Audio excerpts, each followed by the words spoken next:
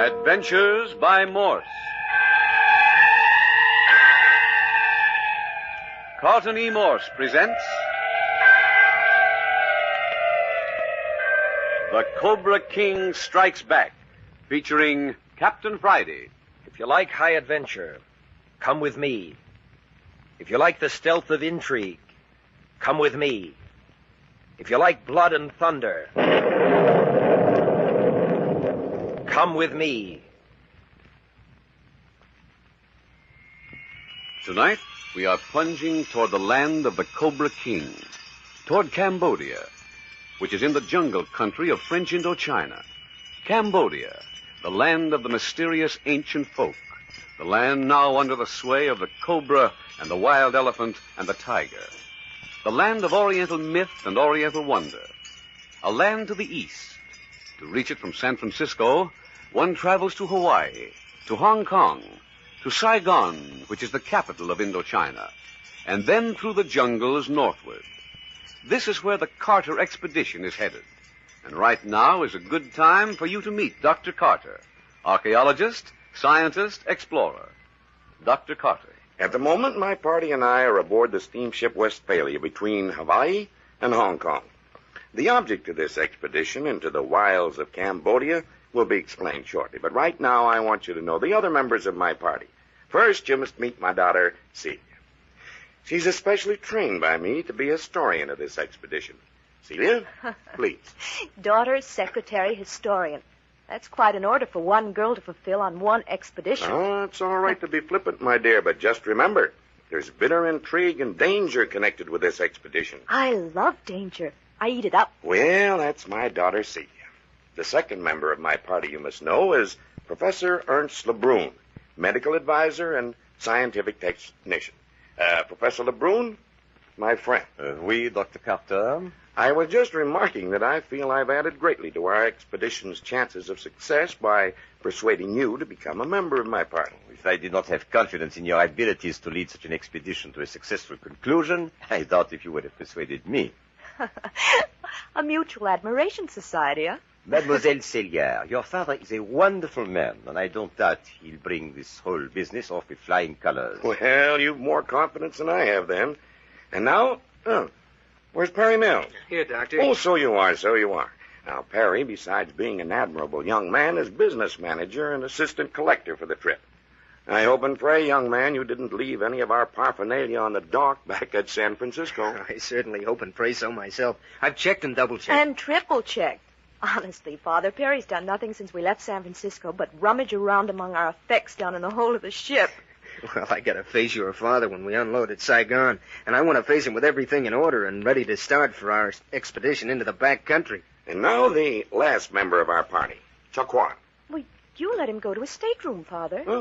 Oh, that's right, I did. What's the matter, seasick? Mm-hmm. Squeamish. Queer fish. Oh, a brilliant scholar, ag-ridden by the superstitions of his people, but brilliant. Well, all Chinese are superstitious, aren't they? My dear, Taquan is not Chinese. Well, Oriental. Yes, Oriental. Taquan, Celia, is a pure descendant of the ancient Khmers, a dead race. And it's from this vanished people that the last member of our party's descended. You will hear more of Taquan. But unknown to Dr. Carter and his group, there is a second party aboard the Westphalia, steaming westward under the great golden moon. The mission of this latter group is a carefully guarded secret, a dangerous secret. Heading it is Captain Bart Friday. Accompanying him is his fellow operative, Skip Turner, and his secretary, Patricia Young.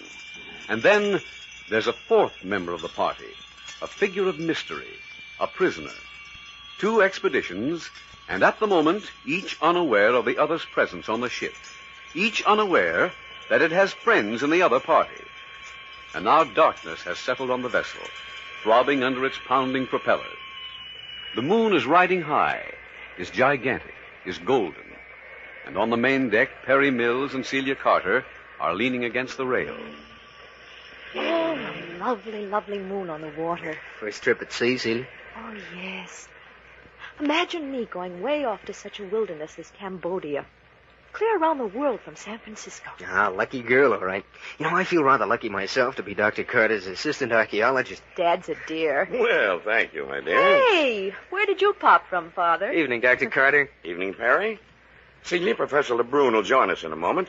Then we'll go into the main salon for a short conference. Bring your shorthand book. Yes, Dad. Hey, where's Taquan? Still in his stateroom. He's having a bad time with his seasickness. Wish to retire. You say he's Oriental, but not Chinese. That's right. Taquan is a pure descendant of the ancient Khmers, that race that built such marvels as the Angkor Wat. Angkor Wat, which means Temple of Angkor. That's a good literal translation, Perry. You see, some 2,000 years ago, this race of Khmers arose to mighty strength. A civilization sufficient unto itself. Quite right, Perry. The kingdom grew until it must have held some 30 million souls. They built great wats, or temples. They had trained armies and a remarkable background, both historical and mythological. In fact, they had everything that should have made them a lasting nation. And yet 30 million people vanished from the face of the earth. That's exactly the word, vanished. When Angkor Wat was first discovered some 80 years ago by the Frenchman Muot, it looked as though the entire population had one day laid down their implements, walked out, never returned. But what did happen to them? If we knew, my dear, we'd not be on this expedition. And we're going to Angkor Wat to see what we can find. We is good. Well, I'm part of the expedition, for goodness sakes. Of course you are, my dear. Yes, we're going into the old Khmer realm. But we're not going to stop at Angkor Wat. That particular region has been milked dry of information. Further to the north, however, are other abandoned cities, some of which have been recently discovered, others of which are only known to exist by rumors and legends. And we're going to hunt for one of those legendary cities? Well, something like that. Only it isn't going to be quite such a hopeless proposition. That's where Taquan comes into the picture. I wondered about him. Professor LeBrun picked him up over at the University of California. His brilliant mind so attracted LeBrun that he struck up an acquaintance and discovered that Taquan was a descendant of the Khmers, and had only recently come from Saigon, the French capital in the east. Hey, he's an interesting chap, all right. Yes, it seems that he'd come in from the agricultural region and nothing more than a breech clout, and he demanded to be taught. He was turned over to a French parochial mission. Fathers dressed him and taught him. His brilliance delighted them so they laid aside an allowance to send him to the University of California. Oh, interesting. Yeah, I remember the day LeBrun brought him to see you, Dr. Carter. Yes, the professor knew I was interested in the Cambodia problem, and so he brought Taquan to see me. Developed that he knew the region north of Angkor Wat unusually well. In fact, knew of a city back in the wilderness that has not yet been discovered by explorers. Well, a little lecture in Cambodian archaeology. Oh, there you are, LeBrun. Oh, as you say, here I am. There we all are. All except our little premier. Where is he? He's not receiving visitors. Having a little private trouble with old Devil Sea. Sorry I was delayed, the doctor, but coming up the companionway, the most amazing thing happened to us. Nothing unpleasant, I hope. Quite the opposite. Who do you think I bumped squarely into? You met someone you know. I say, what depth of discernment. You're making fun of me. Oh, really, I am not. I did meet an old friend, a very brilliant fellow.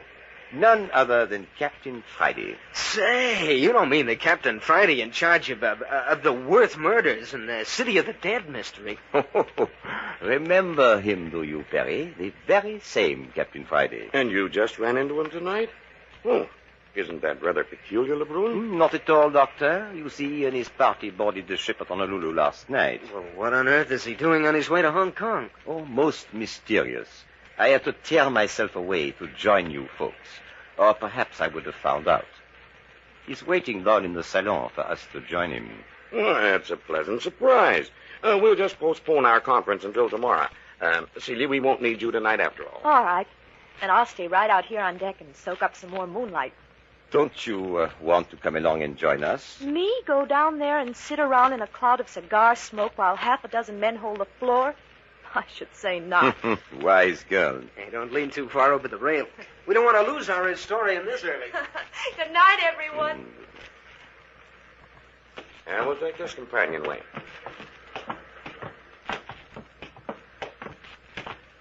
Captain Friday said the main salon. Ah, oui. Here we are. Oh, go ahead, Dr. Carter. Oh, so you brought them down. Well, this is a great meeting. Skip Turner, you here too. Howdy, Professor LeBrun. Sure, I'm here. playing guard of honor for Captain Friday and his secretary, Patricia. But I say, Captain, who's running your agency back in San Francisco, eh? Oh, I rather think it'll get along somehow for a while without skipping me. Dr. Carter, this is Captain Bart Friday. My pleasure, Captain. And this is Mr. Skip Turner, Captain Friday's right-hand man. Glad to know you. Captain Friday, this is Perry Mills, Dr. Carter's assistant. How do you do, Mills? And Skip Turner. Say, this is great. Well, sit down, gentlemen. Draw up some chairs. Here's cigars. There now. Captain, if it isn't a state secret, what on earth are you and Skip doing here so far off your beats? Well, Professor, as a matter of fact, it comes very nearly being just that. State secrets. Well, you don't say. I wouldn't care to have our business made general knowledge on shipboard. Oh, by no means. I retract my question. Oh, no. That isn't at all necessary. I intended to tell you. It's a very unusual story. And, rather fits in with your own work. Something to do with the Anchor region? Quite a bit. I've got a prisoner aboard this ship. Prisoner? Murderer? Bloodthirsty young peacock. He's not so wrong at that. The last man who tried to keep him in chains got himself strangled. Strangled? With a wet silk cord. An Indian thuggy trick. It isn't pleasant. I'd rather have them use a sharp knife myself.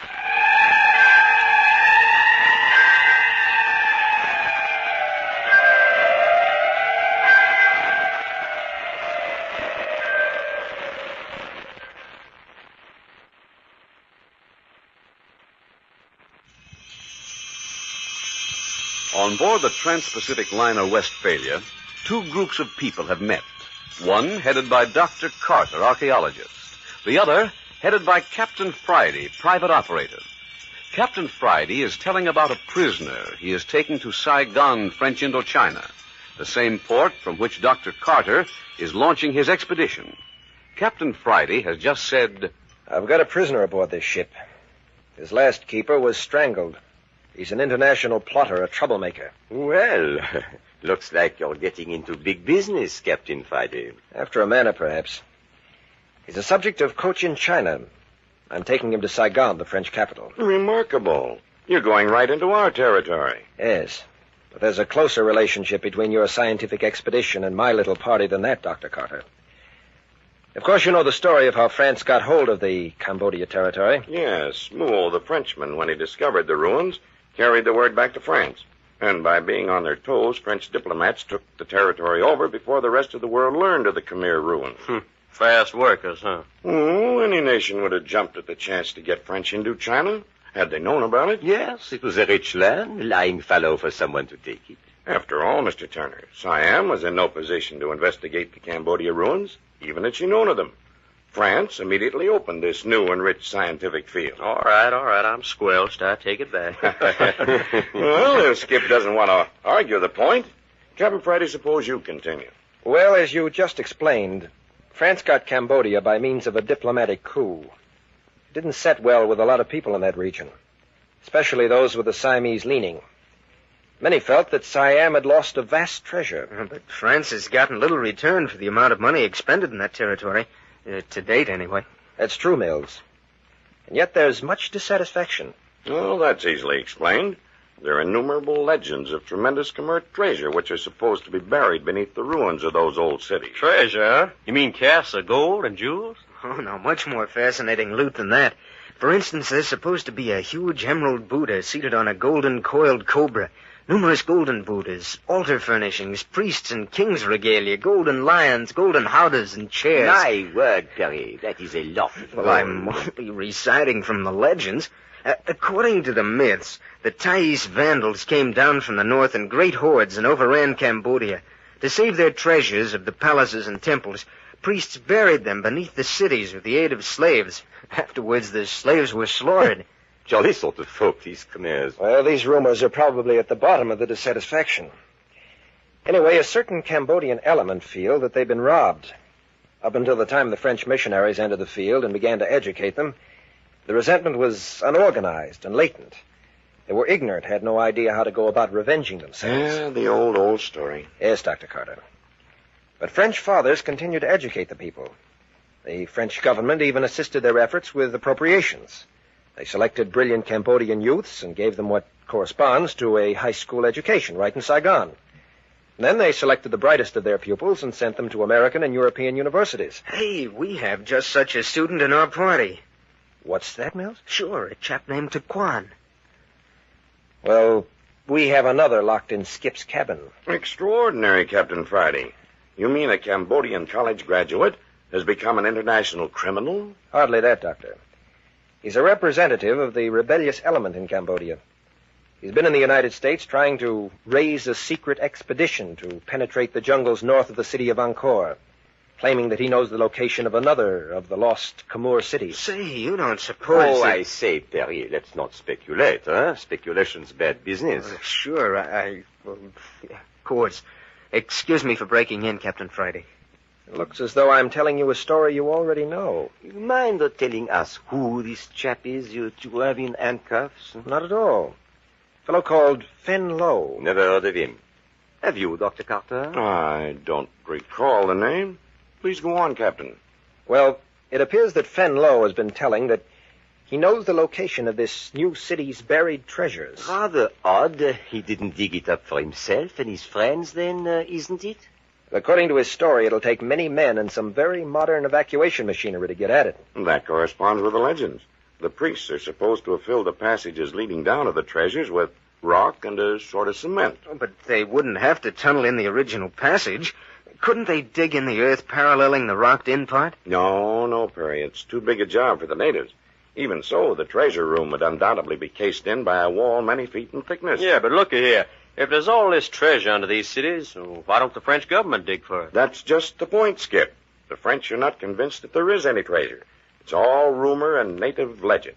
They're not willing to spend the great sums necessary to excavate on the mere chance of finding something. And another thing, France hasn't had the money to put into such work, not under present conditions. In the meantime, she doesn't want other people nosing around too closely. By the way, Dr. Carter, how did you ever get permission to take an expedition into the country? By agreeing to turn over 90% of anything we should run across to the French government. Don't seem like that'd be very profitable. This is a scientific expedition, not a treasure hunt. Frankly, Captain Friday, I'm quite dubious about there being any treasure. I see. Well, anyway, the French government heard about Fen Lo's activities in the United States and demanded his apprehension. We caught him in San Francisco and turned him over to the French consulate. A French attaché was started on the trip with him to Saigon. En route to Honolulu, the Frenchman was murdered. You don't say. By Fen Lo? No. No, Fen Lo was manacled to his berth. The attaché was killed on the aft deck, strangled with a cord. Aha, the worthy Fenlo had friends aboard. If he did, they were never apprehended. Fen Lo was taken from the ship at Honolulu, and the French consulate, unwilling to subject another of its attachés to a like fate, called for a couple of volunteers to escort the fellow the rest of the way to Saigon. And you and Skip Turner responded. Well, I'll say we did. A 2.5 months vacation, and all expenses paid. Every peace officer in San Francisco volunteered. Well, finally, they put me in charge, and I selected Skip to come along. We picked up Fen Lo in Honolulu and boarded their ship. And that's the story. But Mr. Turner mentioned your secretary, Captain. Oh, yes. I promised her she could come along on the next case. I didn't know, though, it would take us halfway around the world. But weren't you afraid to have her come after what happened to the French attaché? You don't know our secretary, Mr. Mills. Skip's right. Patricia's perfectly capable of taking care of herself. However, she's in no danger. It's quite apparent that the whole object of the attaché's death was the release of Fen Lo. If there are any attacks on my party, it certainly won't be against my secretary. A remarkable story, Captain Friday. A remarkable story. Doubly so, since our paths have crossed. Captain, I think I'll take a look in the cabin. I want to give the only Cambodian in captivity the once-over. All right, Skip.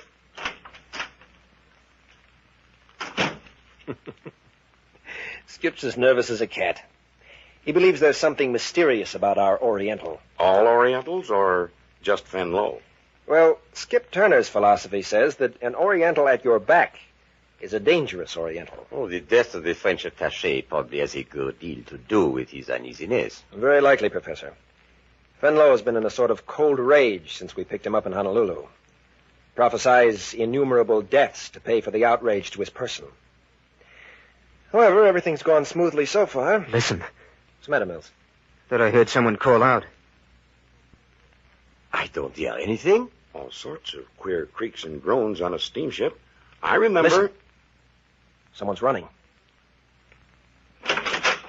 Captain Friday, the prisoner's gone. Fenlow's escaped? Yeah, look at the handcuffs. Incredible. Fantastic. My word. Did he do that?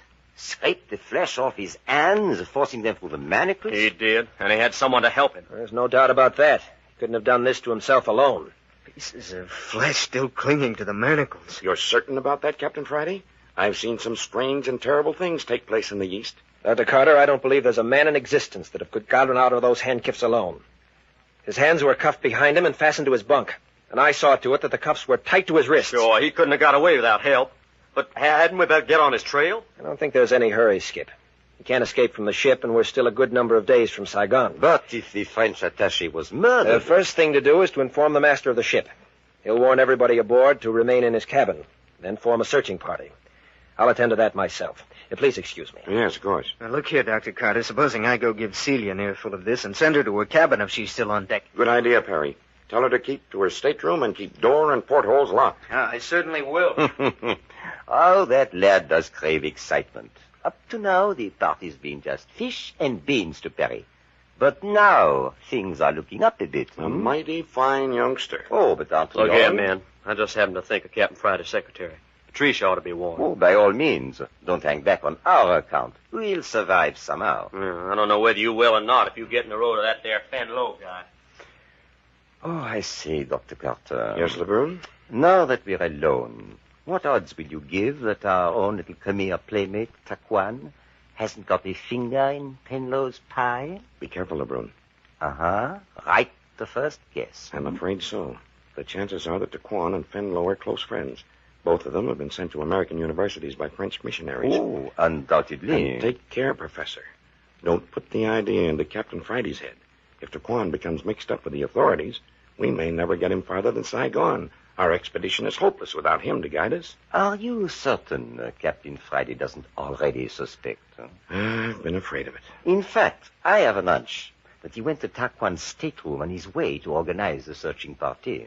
Do you think so? I do. Perhaps we'd best go see for ourselves. Come along with me.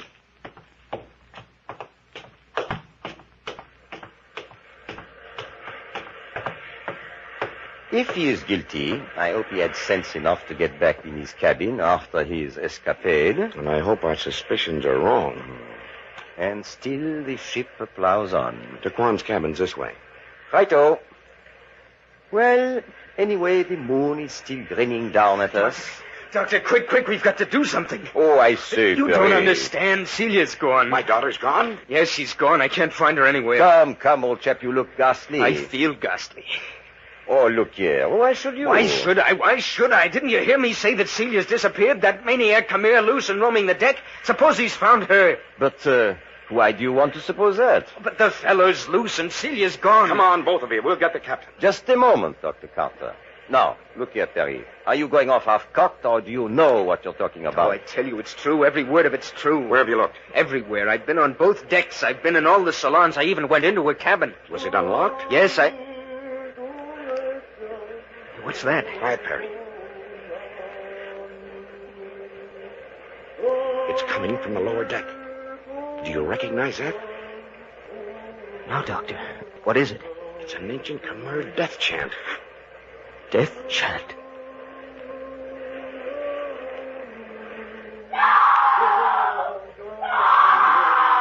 There. What did I tell you? Gotta move on. It's Celia.